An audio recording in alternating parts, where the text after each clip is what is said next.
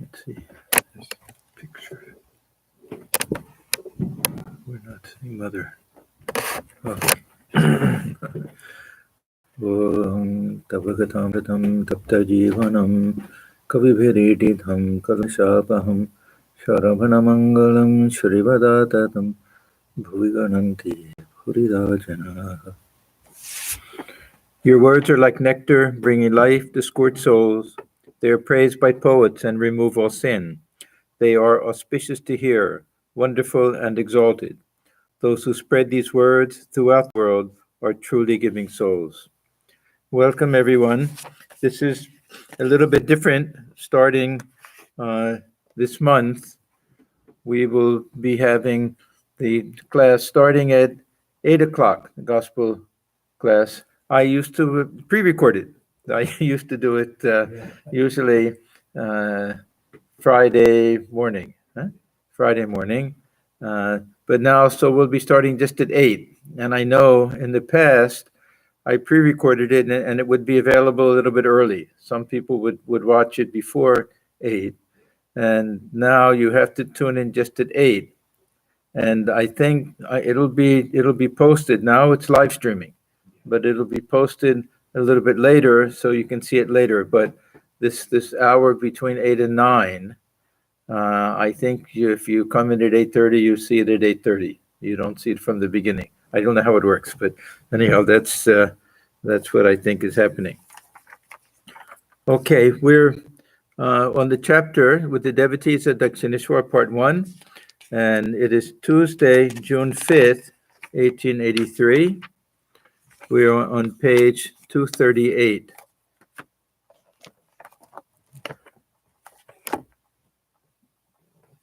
And the conversation, okay, we'll go back to page before, that Sri Ramakrishna had asked M, tell me, which do you like better, God with form or the formless reality? M, sir, nowadays I like to think of God without form, but I am also beginning to understand that it is God alone who manifests himself through different forms. Now, you'll remember the very first time that M met Sri Ramakrishna, they had this discussion about God with form, God without form, and M, his conception of God with form was image worship. That was what the Brahmos had kind of taught, that when they talked about this sakar puja, it meant worshiping the image in the temple, and Sri Ramakrishna gradually got him to understand that a very subtle thing, that God can reveal himself in different forms, that this whole universe is the form of God, God comes as the avatar. There are all different ways of understanding what sakar, with form, what that means. So now, this we can see that still he's a little bit attracted more to the idea of the impersonal absolute. But now he's starting to understand that God alone who manifests himself through different forms. And of course, gradually he's starting to accept Sri Ramakrishna as the avatar. So this is another way of worshiping God with form. And this is really taking human bodily form. Master, will you take me in a carriage someday to Mati Shield's garden house at Belghoria? Now, we find that when Thakur talks about worshiping the formless or meditating on the formless, that he doesn't give us any particular way of meditating. He places us in a mood. He'll give examples like the bird soaring freely in the sky, or now we'll see with the fish being released into the river or an ocean, or the ocean. Just that feeling of freedom, because there's nothing to focus the mind on if we're talking about the formless, the infinite, absolute formless reality, unless we think of the vast sky or the ocean, something like that, which is a little bit more symbolic. So this is why he's talking about this. Will you take me in a garden someday to Mati Shield's garden house at Belghoria? When you throw puffed rice into the lake there, the fish come to the surface and eat it. Ah, I feel so happy to see them sport in the water. That will awaken your spiritual consciousness too. You will feel as if the fish of the human soul were playing in the ocean of Satchit Ananda. So what he's telling him is that we put the mind in a particular mood. We're not really thinking about anything. Try to imagine what it would feel if we were released from bondage, like the fish that's been kept in a fishbowl.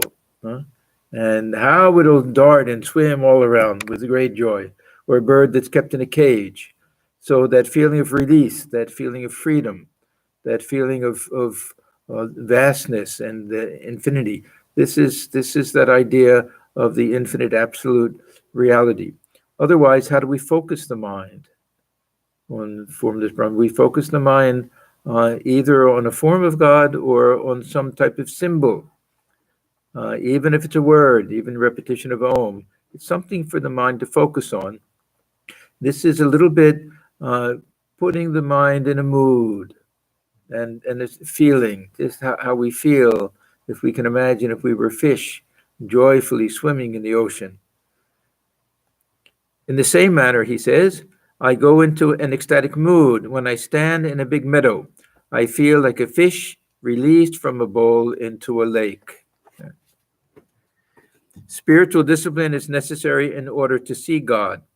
Now, we hear Thakur talking about grace all of the time, and without the grace of the Divine Mother, we can't have realization. Sometimes we think that, oh, isn't that a nice teaching? We'll pray for grace. All we need is a little bit of yearning for God. We practice truthfulness. We weep a few times. We can realize God. But we have to remember that without sadhana, without spiritual practice, none of these things will come. This longing for God comes through spiritual practice. Purification of the heart comes through spiritual practice. Grace comes through spiritual practice. If we think of the examples that Thakur gives, we remember only the boatman with the sails up and lying back in the wind carrying it. We don't remember how hard he has to work. Thakur says he has to struggle that big boat and row it out and pull up the anchor and raise the sail. A lot of hard work. Then when the breeze comes, he can relax, doesn't have to do so much. Yeah. Or the bird on the mast. The bird doesn't simply just lean back and say, okay, wherever the ship takes me. It has to fly in every direction until it's exhausted, till it feels that if I don't go back now, that I won't be able to make it. And that's why it turns around and goes back to the ship. So spiritual discipline is necessary in order to see God. And we know what Thakur did. I had to pass through very severe discipline. How many austerities I practiced under the bell tree. Thakur had different places for the different sadhanas that he did.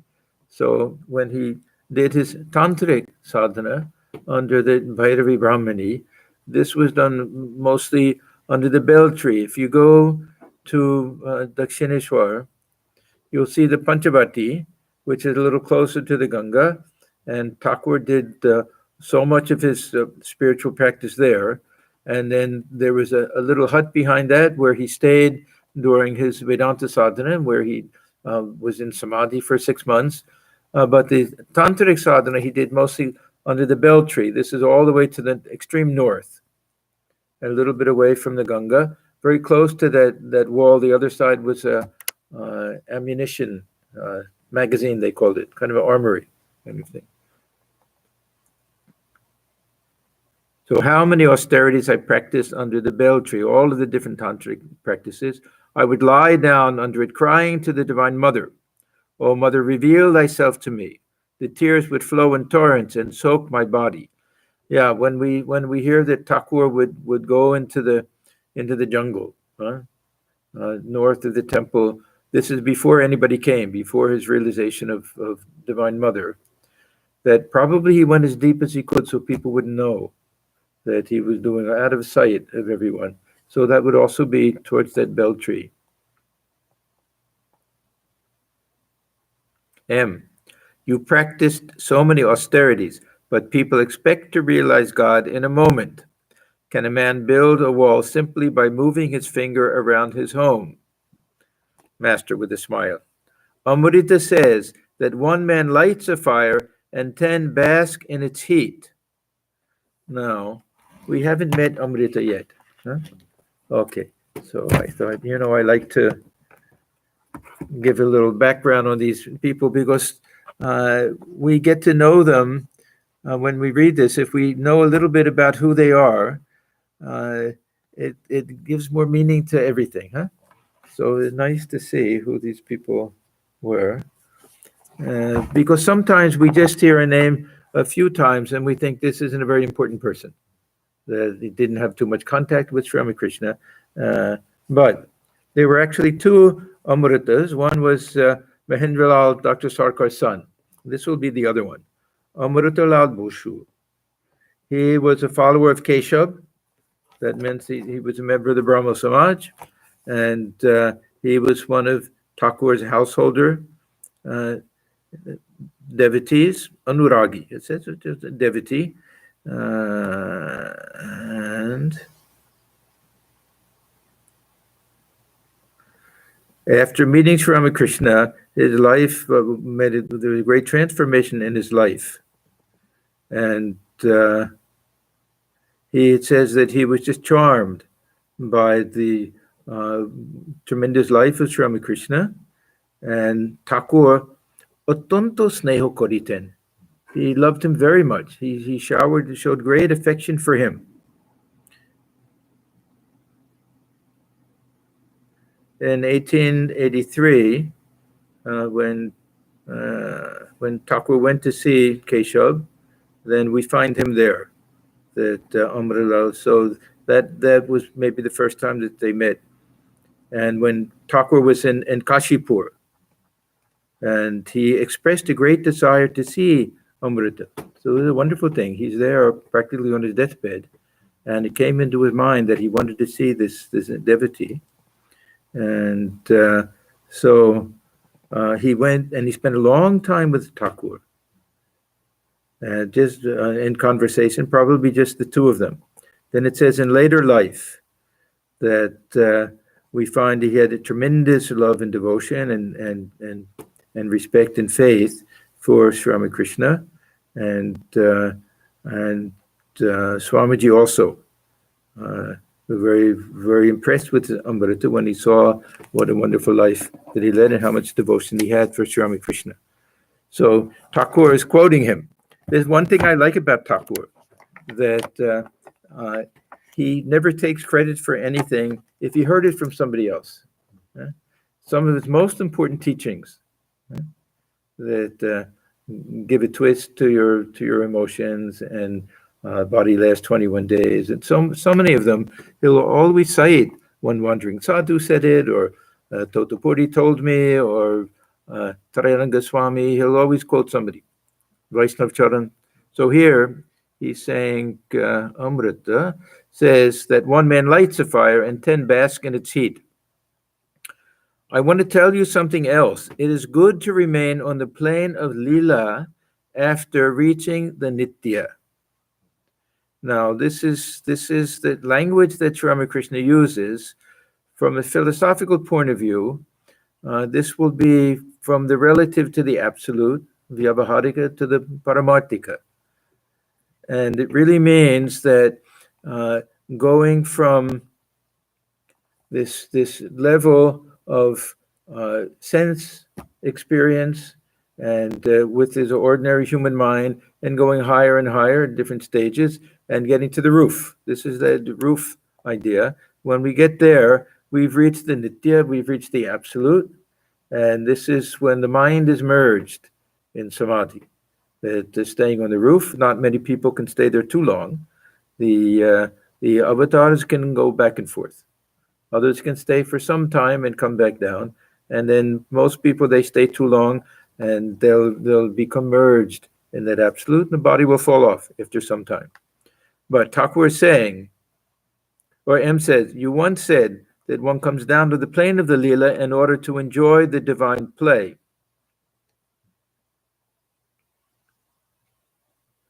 Now, well, very often people feel that if we get to this Nitya, that it's impossible to come back down unless we're Ishwarakoti.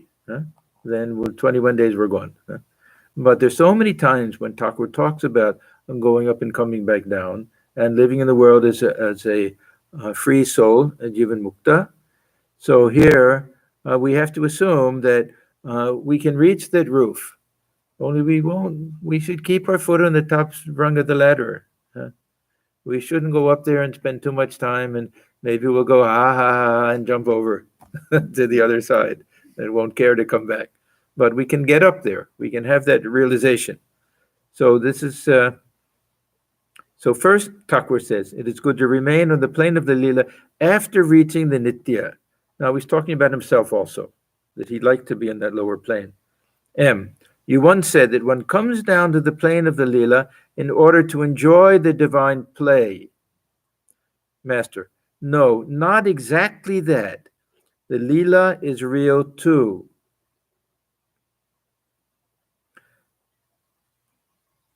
Now, why he says that is not perfectly clear. That he must think that M has something in his mind. He must think that M is feeling that this is really not real, but we come down and we can kind of enjoy it. Thakur says no, that this is also equally a manifestation of the divine. I think he's trying to impress that idea on him. Anyhow, this discussion quickly comes to an end. It's a shame. It's a nice discussion because Thakur says, let me tell you something. Whenever you come here, bring a trifle with you. This is, perhaps I shouldn't say it. It may look like egotism. This, of course, is a tradition that one should not visit a holy person without bringing something. Now, I don't want anybody to think that they can't come to the center. They have to bring something every time they come to the center. I remember when I first met Swami Swahanandaji in Berkeley. And so the first time I went, I bought some flowers, and I took and I gave the flowers. They offered in the shrine. And then I went a couple of days later, and I brought flowers again. The third day, I also brought flowers. And he said, you don't have to bring every time. Once is enough. But this was a very traditional idea, and Sri Ramakrishna is trying to explain to him that it'll be good for you. It'll be good for you to bring a little something, and I don't want to be the cause of anything amangal, anything inauspicious to happen. So this is the reason why he's saying it. It doesn't have to be any, it can just be a tiny little nothing almost. So whenever you come here, bring a trifle with you. Perhaps I shouldn't say it. It may look like egotism. I also told Adhar Sen that he should bring a penny worth of something with him.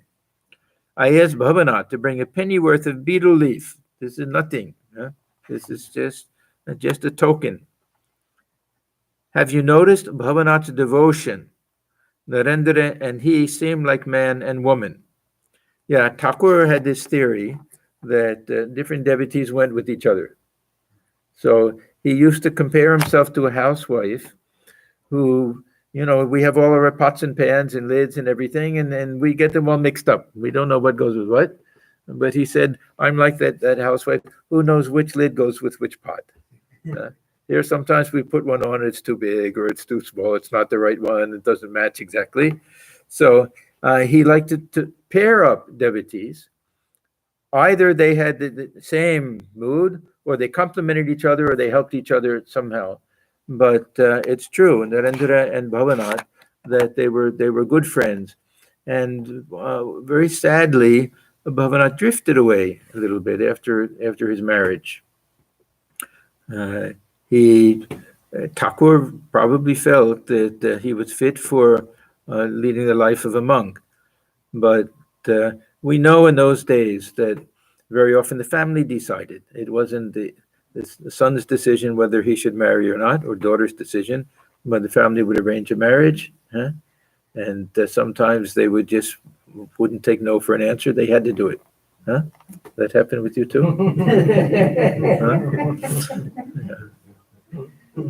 Very often it works out. I think that the arranged marriage is not a bad idea.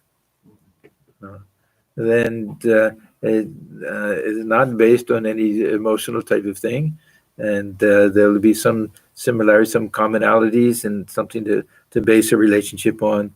So I have nothing against these arranged marriages if the two have some say in the whole thing. It is not forced on them. But Holy Mother was very much against this idea.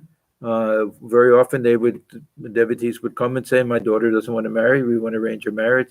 She said, why should you force her into that type of life if she doesn't want it? And Thakur also. Bhavanath, I don't think Thakur was involved in that. Sometimes he would tell them, don't marry this and that, or he warned Purna's parents, you force him to marry, that he may not live a full lifetime. Anyhow, in the early days, they were very close, and Thakur, he liked that. Not that their spiritual attitude was exactly the same, but they complemented each other, they helped each other. He, meaning Bhavanath, is devoted to Narendra. Bring Narendra here with you in a carriage, and also bring some sweets with you. It will do you good. Knowledge and love, both are paths leading to God. Those who follow the path of love have to observe a little more outer purity. But the violation of this by a man following the path of knowledge cannot injure him. It is destroyed in the fire of knowledge. Even a banana tree is burned up when it is thrown into a roaring fire. We find this in many of the more dualistic and devotional paths, that there's more orthodoxy, and many of the Vaishnava tradition, especially, great amount of attention paid to type of food that one eats, a lot of restrictions with regard to that, how many times you have to bathe, all of these different things. The path of knowledge, those who follow that path, they don't have to bother so much. And Thakur, this is why when any food was brought by these Marwari devotees or others that Thakur hesitated himself to take, because these people may not have such purity of intention and everything. He himself hesitated to take it, and he wouldn't let his disciples take it. He would give to Narendra,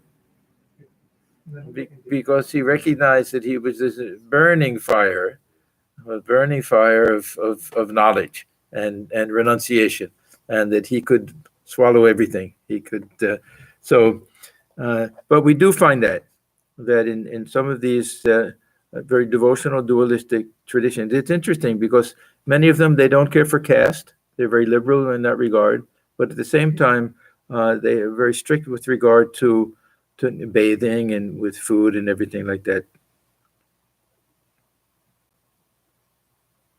There's an expression, Vaishnav more neye, Sadhu more keye. That some of these Vaishnavas, they'll have to bathe so many times every day. They'll bathe themselves to death. And sadhus, they have a reputation because they bake their food and very often don't get much to eat. If there's any big feast, they can really stuff themselves. So they can eat themselves to death. The Jnanis follow the path of discrimination.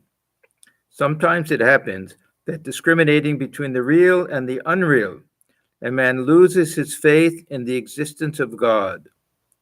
Now, this probably means a personal God. And we find this in the case of Swamiji at a certain point. This was a little bit also because of when his father died, but we find it with Kali Maharaj, with Swami Abhedananda, that he said, we laughed at this idea of the personal God, and then somebody said, yes, Thakur used to say that one passes through that stage, and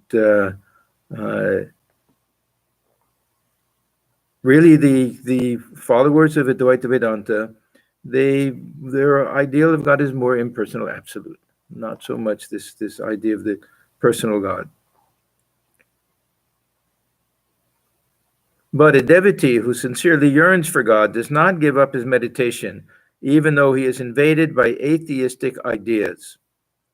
A man whose father and grandfather have been farmers continues his farming even though he doesn't get any crop in a year of drought. Yeah, Thakur always said that we have to be like that, he says, the hereditary farmer. That means that whether we have good meditation, bad meditation, whether we're in a good mood, getting any enjoyment from it, whether it's a chore and it just seems to be we're just treading water, we're not getting anywhere, we don't give it up. That the farmer who knows nothing but farming, what will he do? You take it up as a hobby, then you can give it up and try something else. You don't get a crop, huh? But if that's all you do, that's the only way you can make your living, that's the only thing you know, then we'll do it year after year. So that's how we have to be, because our spiritual practice may be dry. We may get drought for some years, and we have to just continue through. Lying on the mat and resting his head on a pillow, Sri Ramakrishna continued the conversation. He said to M, "My legs are aching. Please stroke them gently." Okay, now, again, are his legs really aching? Does he really need for somebody to massage his legs? This is for M's sake. He probably enjoyed it also, but this is for M's. So thus, out of his infinite compassion, the master allowed his disciple to render him personal service. Okay, that's the end of that day. Now, it's June 8th, 1883. It was a summer day. The evening service in the Kali temple was over. Sri Ramakrishna stood before the image of the Divine Mother and waved the fan a few minutes. Thakur used to like to do that. He would go, and this yak fan, chamar. He would go and wave it before the Divine Mother and go into some type of ecstatic mood. There's a nice scene that we read about once. M went to the Kali temple, and Ramalala was there. And very hesitantly, he said, "Is it possible for me to do that?" And Ramalala said, "Yes." And he gave him that yak because he was remembering how Thakur used to like to do that. This is part of the Arati service also, fanning the Divine Mother. And really, when Thakur would do it, the Mother was living for him. He really felt that. And we find this with Swami Ramakrishna. And when he was in Madras, Chennai, it would be so hot some nights, he would spend the whole night before the picture of Sri Ramakrishna fanning it, thinking that if he doesn't, Thakur will feel hot. That for him, that was the living reality. Holy Mother used to say that, Chaya or Kaya, someone that the person in the shadow or the image. So she always felt that Thakur lived in the image in his picture. She would see light coming from his eyes when the prasad came, the bhog came, and so that was. Now we may think it's foolish, it's a stone image, but Jaman Bhav Temni Labh, that our gain is according to our attitude and our feeling and our emotion and our love. Ram, Kedar Chatterjee, and Tarak arrived from Calcutta with flowers and sweets. Kedar was about 50 years old. At first, he had frequented the Brahmo Samaj and joined other religious sects in his search for God, but later on he had accepted the master as his spiritual guide. He was an accountant in a government office and lived in a suburb of Calcutta. Now, we've met him several times before. We know he was good friends with Bidra Krishna Goswami because his work took him to Narayanganj near Dhaka, and they would meet together. And we read in another place that he told Thakur that many people came to him and almost looked upon him as a guru. He doesn't like to say it exactly, but he had a little bit of that feeling.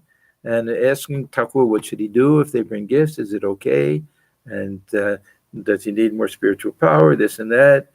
So he was a complex person. And he had been a member of some of these different organizations. They did some funny types of things. And Thakur loved him very much. And at other times, well, we'll see what happens. that is that he has a different feeling about him. Okay, before we get to that, now we'll talk about Tarak. Tarak was a young man of 24. His wife had died shortly after their marriage. He hailed from the village of Barasat, not far from Calcutta. Now, this is our Swami Shivananda, but I think there's a mistake here. I don't think he could be 24. I'll tell you about his marriage. Huh? He can't be 24, right? Shivu. He was, I think. Swamiji would be 20 in 83. Yeah, he was 8. I think he was 8 years older. He was born in 54, was it? He was older to Swamiji. Much older, like 8 years older. I think this is a mistake. Anyhow, it doesn't matter. In those days, not everybody knew their age even, and he could have been one of them. But this is our Swami Shivananda. Okay, his wife had died shortly after their marriage. What happened was, family was not well-to-do. They're very generous. His father was a very spiritual man. They kept people at their house, and they were very generous, but didn't have much money. And he had a sister, and they were trying to arrange a marriage. But every chance that they had, they found that they couldn't afford to do it, to arrange for the dowry and everything. So they found one family that there was a son and a daughter, and he, of course, had his sister. So with two pairs, and they made that suggestion, let's do a swap. There won't be any exchange of dowry or anything. Son marries the other daughter marries the son. So Tarak's father said, look, this is the only way, unless you agree to this, your daughter may never marry. We simply can't afford to arrange her marriage. So he was very obedient, loved his sister, loved his parents, so he agreed to it without having any inclination to marry. And his wife never lived with him. They and died very shortly after their marriage. I don't know how long it was. When Narendra found out that the Tarak had married, but never consummated the marriage, never lived with his wife. And then he said, oh, then he's a Mahapurush, a great soul. That's how he got his nickname, Mahapurush Maharaj. Yeah. So one of the future monastic disciples, one of the first to really, because even at that time, he was living like a sannyasi. He had no place of his own. He lived at Ram's house quite often and seemed to just wander about. He had a job, but he didn't have much interest in anything and was really ripe for full renunciation. And of course became one of the great souls of the order. He was the first president after Swami Brahmananda, so second president of the order. Swamiji himself was kind of president of the whole thing in the beginning, but he designated Swami Brahmananda the first president of Bellarmine. So this is Tarak. His wife had died shortly after their marriage. He hailed from the village of Barasat, not far from Calcutta. His father, a highly spiritual soul, had visited Sri Ramakrishna many times. He was the one who gave the amulet. That when Thakur was going through that period of divine madness, showing all the signs of Mahabhava, and body was burning. They didn't know what to do. Sometimes he would spend the hours immersed in the Ganga, so much burning of the body, and the Brahmani said, put sandal paste all over your body, that helps sometime. But Tarak's father, he gave him an amulet, which he wore around his arm, and that seemed to take care of it. So Thakur said, when the Tarak came, he said, for some reason, I feel like asking you about your background and everything. I normally don't do that. I don't ask anybody that. And when he told him, he said, now I know why, because your father used to come, a very wonderful man and everything. Now, this is the the only case that I know of where he got full blessings from his father to become a monk. You know? When he went to his father and said he wanted to renounce, his father said, "Yes, I too had that desire when I was young, but I couldn't do it. I bless you fully that you may be able to renounce everything and realize God."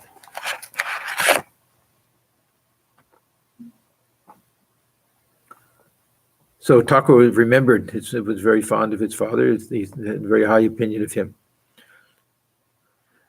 Tarak often went to Ram's house, and in fact stayed there for some different periods, and used to go to Dakshineshwar in the company of Ram and Nitya Gopal. He also stayed in Ram's house quite often. He worked in a business firm, but his attitude toward the world was one of utter indifference. As Sri Ramakrishna came out of the temple, he saw Ram, Kedar, Tarak, and other devotees standing outside. He showed his affection for Tarak by touching his chin. He was very happy to see him. This is a very nice thing. Usually the women do it, with the small children. They'll touch the chin and kiss their finger like that. It's very sweet. What do they call it? Ador kora? Chibadhari. So holding the chin and showing affection that way. Returning to his room, and the master sat on the floor in an ecstatic mood, with his legs stretched before him.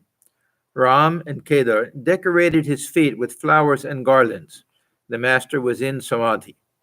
Now we get to Kedar. Kedar believed in certain queer practices of a religious sect to which he had once belonged. There's something called Novaroshik. I don't. We hear about this Kartabhaja and Goshpara and other things. I only know about that because in the glossary here it says it's Novaroshik. It must be a similar thing, huh? One of the kind of little bit fringy, when they do certain unusual practices. So Kedar, he held the master's big toe in his hand, believing in this way that the master's spiritual power would be transmitted to him. Very the poor man is in samadhi. He's trying. It's like siphoning gas from somebody's car. As Sri Ramakrishna regained partial consciousness, he said, "Mother, what can he do by holding my toe?" Yeah, somebody else once. What did he do? He bit Holy Mother's toe. And she said, "What are you doing?" He said, "I want to make sure you'll remember me." Yeah, one lady did it. Yeah. Kedar sat humbly with folded hands. Still in an ecstatic mood, the master said to Kedar, "Your mind is still attracted by woman in gold. What is the use of saying you don't care for it? Go forward. Beyond the forest of sandalwood, there are many more things. Mines of silver, gold, diamonds, and other precious stones. Having a glimpse of spirituality, don't think you have attained everything." The master was again in an ecstatic mood. He said to the Divine Mother, "Mother, take him away." We don't find him saying this about other people. Can you imagine how Kedar felt? At these words, Kedar's throat dried up. In a frightened tone, he said to Ram, "What is the master saying?" And when Thakur would get into a mood, these words would come out of his mouth. He spoke what was from his heart. It wasn't always very pleasant, but it'll be for Kedar's good ultimately. We have to understand that. At the sight of Rakal, Sri Ramakrishna was again overpowered with a spiritual mood. He said to his beloved disciple, "I've been here many days. When did you come?" Was the master hinting that he was an incarnation of God and Rakal, his divine companion, a member of the inner circle of devotees? Yeah, we remember that period during Thakur's life when he would climb to the roof of the kutia. He would climb to the roof and cry out, "Where are you? Come, where are you, all my disciples?" Others were coming, but not the ones he wanted. He said, my ears are being burned listening to the words of worldly people. I need someone who can come and fully accept my message. And that's when they started coming one by one. Rakal came, and Narendra came, Latu came. All of them started coming one by one. Actually brought most of them. He didn't bring most of them. He brought some. No, he brought many of the later generation. It wasn't these direct disciples. It was the ones who joined afterwards. Many came because of Keshav, the Brahma Samaj. I don't think M brought any of them, the direct disciples, huh? Shibu? Okay. Sunday, June 10th, 1883. Shibu, you're here to back me up. You're my authority. He's my authority. Okay, Sunday, June 10th, 1883. Yeah, just so everybody knows, we're starting to invite people to come. So we have a nice little group here, and anybody who's double vaccinated, they're all welcome to come for all of the programs now. Slowly opening up, but we'll continue with these recordings also.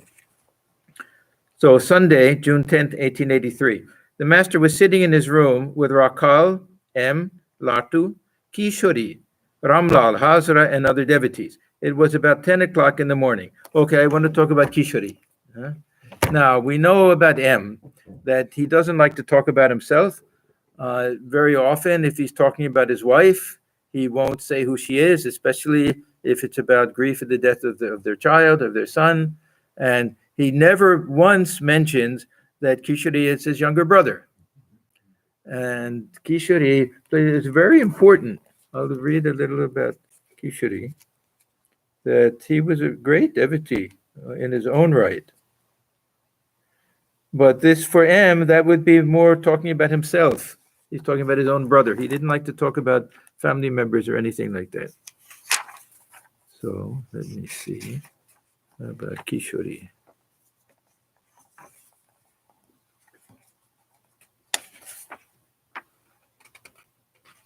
What book is this?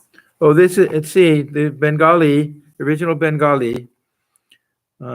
Most of you have heard about Swami Parmeshanandaji, Parmesh Maharaj, that his first connection when he came to Calcutta was with M. In fact, he came to Kolkata because he had read Kotamrita and he wanted to meet M. And M recognized his greatness, and he was a great literary person also. So M asked him to write these different appendices to the gospel. He collected all of the Shabda Puricha, all of the words that won't be known, village things and the old things that people may not understand today. And he wrote a little thing about different places, and also something called Bhakti Purichoy, about all of the different people that we meet in the gospel. So this is Kishori. Where did he go? Okay. I have it. Okay, so Gupta. So he was M's brother, his younger brother. He met Sri Ramakrishna first in 1882 or 83. So around the same time that I think he was the only brother. See, M didn't get along with his other brothers. We read about that. So I think it was older brothers. And I think Kishori was the one that was he was close to and that became a devotee, not the others. Okay, then he used to go on a regular basis to Dakshineshwar out of his great love for Sri Ramakrishna. And whenever he got the opportunity, he would try to serve him. He had a very sweet singing voice. And he used to sing before Sri Ramakrishna very often. And Thakur loved his songs. He was also a member of the Brahmo Samaj. The whole family was. So that was a kind of a family thing. And then he got married. And throughout his life, he had tremendous love and respect and Shraddha for Sri Ramakrishna. And at the very end of his life, he lived all alone in his house in Calcutta and practiced austerities. And then there itself gave up his body. So it's a shame that because M is so reticent about speaking about himself or his family members that we don't know too much about these people. But so very often, M will simply write that Kishori was present. And unless we know this, there's no way to know that he's actually his own younger brother. Okay, where were we? Okay. So the master was sitting in his room with Rakal M, Latu, Kishori, Ramlal, Hazra. They were both, of course, living at the temple at Dakshineshwar, and other devotees. It was about 10 o'clock in the morning. Describing his early life, Sri Ramakrishna said to them, it's very nice to think about Thakur in Kamarpukur. I'll mention again Swami Paramehanandaji because that was one of the themes we find in his letters and in his songs. He loved to meditate on the young Godai. Godai is a young boy playing in the mango grove and putting on these plays and all of the nice incidents. This is very much in the Vaishnava tradition where in the life of Krishna, they won't simply think of him as the cowherd boy or as the companion of Arjuna. They'll want to think of him when he's born as a little baby, as a Gopala, and as he's growing up and playing with his friends, even before he's a cowherd boy. Every stage of his life is something wonderful to think about. So same thing with Sri Ramakrishna, that this Kamarpukur period of his life was so sweet because he was so carefree. He would just go wherever he wanted, and you'll see. He says the women of Kamarpukur were equally fond of me. They loved him. Everybody loved him. He was just this sunlight. Whenever he went into somebody's house, everything. You can just imagine how sweet he was as a young boy. Or Swami Atmajnananda, the artist. He did a very nice painting of his conception of what Sri Ramakrishna would have looked like when he was about 10 years old. Very sweet, with a nice little smile. I don't know where it is. It's probably still in Trabuco. Rolaji, is it still in his studio? Of course, that studio is probably not there anymore. Yeah, it was a nice. Yeah, it was about 8 by 10 or something. Not a real big one. During my younger days, the men and women of Kamarpukur were equally fond of me. They loved to hear me sing. I could imitate other people's gestures and conversation, and I used to entertain them that way. The women would put aside things for me to eat. No one distrusted me. Everybody took me in as one of the family. See, these portions of the gospel are equally as important. We may think that, where are the teachings? He's not talking about meditation, this and that. But we have different elements in this gospel. One is the reminiscences. We get to know who Sri Ramakrishna was throughout his whole life. The second thing is the detail that were placed in the presence of him. We know exactly where and when and everything is taking place. Then the third thing, of course, is the words that flowed from his mouth. But this is very important when we sit for meditation. If nothing else is working, we can try to picture him as a young boy, playing with his friends, like Sri Krishna played with his friends in the pasture and everything. But I was like a happy pigeon. I used to frequent only happy families. I would run away from a place where I saw misery and suffering. 1 or 2 young boys of the village were my close friends. I was very intimate with some of them, but now they are totally immersed in worldliness. A few of them visit me here now and then and say, goodness, he seems to be just the same as he was in the village school. Now, that's not a compliment. They're not saying that, he hasn't changed, people are worshiping, he's still the same sweet person. That means he never grew up. That we got married and we have responsibilities and we have jobs and everything, but it's the same that he didn't take responsibility for anything. He just would roam about, carefree and everything. So he seems to be just the same as he was in the village school. While I was at school, arithmetic would throw me into confusion. He used to say he learned to add a little bit, but subtraction was too difficult, and forget about multiplication completely. Couldn't do that. But I could paint very well and could also model small images of the deities. And he used to do that. He used to like to do that. And the famous incident, of course, is one day in the temple of Radhakanta, the Radha Govinda temple, that the one of the priests fell and dropped the image, and the leg broke. And everyone said, no, you have to get a new one, that you can't worship an image that's been damaged like that. So Thakur said, tell me, if your son-in-law fell and broke his leg, would you throw him out? And they thought, oh, what a brilliant thing. So then Thakur himself fixed the image, molded it and everything. Of course, they got another image. I don't know when, at the same time or not, but if you go to Dakshineshwar, you'll see the original one is on the side to the right, and the one that's worshipped is on the left, the conjoined image.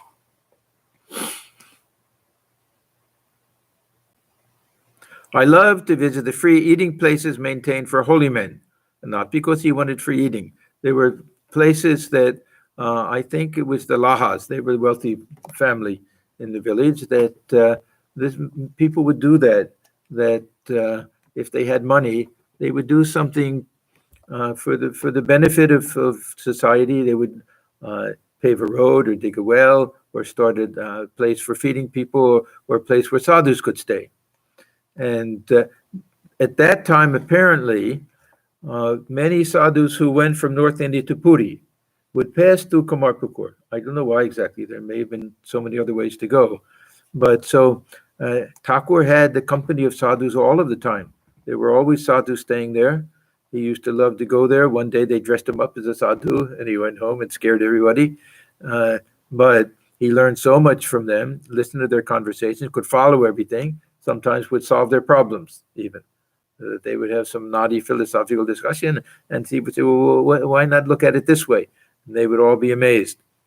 A very similar thing is found in one of the Gospels of Jesus, that as a young boy, when they were going for the census or something, I don't know, whenever it was, that their old men were having some deep philosophical discussion, and he ended up teaching all of them. So I love to visit the free eating places maintained for holy men and the poor, and would watch them for hours. I love to hear the reading of sacred books, such as the Ramayana and Bhagavata. If the readers had any affectations, I could easily imitate them and would entertain others with my mimicry. Yeah, this was something that lasted not just when he was a boy, throughout his life, even in Dakshineshwar. If there was ever any reading of some sacred text or any kirtan, anything going on, he would tell the reader, take me there, I want to go there. So somebody said to him once that these words of wisdom come from your mouth and without reading a single book. You know all of these things. So he said, yes, but don't forget how many things I heard, that all of these things being read and pundits talking about it, and these great scholars explaining them and everything. And his memory was fantastic, and his power to comprehend things was, of course, fantastic. I understand the behavior of women very well and imitated their words and intonations. I could easily recognize immoral women. Immoral widows part their hair in the middle and perform their toilet with great care. Now, immoral widows, it sounds like a terrible thing, but we have to remember that these child widows, young girls, were very often absolutely taken advantage of and forced to be mistresses and things. It was a very terrible thing. So they're not to be blamed for these things. And they would be forced to lead a life of poverty and a life of absolute deprivation, more than sannyasis, cutting their hair and wearing white and eating very strict habishya and everything. All sorts of restrictions were on them. So very often this was the only way they could have a decent life at all.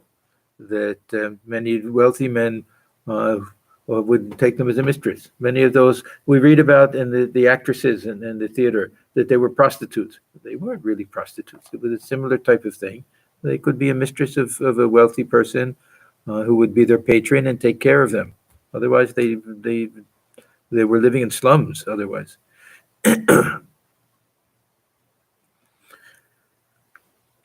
Okay. I'm not going to read this whole thing because he says, but let's not talk of worldly things anymore. The master asked Ramlal to sing. Ramlal sang.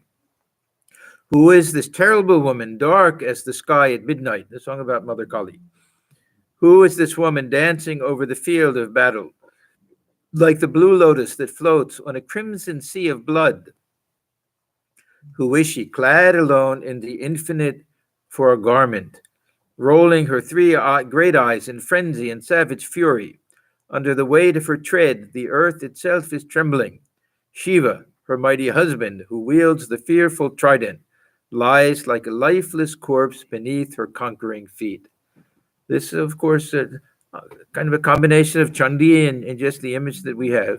If you go to the Kali temple, Bhavatarani temple, Dakshineshwar, you'll see that she's standing on the chest of Shiva. If you look at it straight on, you just kind of see the head of Shiva there. He's lying that way, and she's on it. These all have a type of symbolic meaning.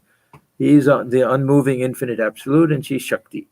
And she has to be in contact with him in order to be able to operate the Shiva Shakti idea, that the combined reality. The next song described the grief of Mandodari at the death of her husband Ravana.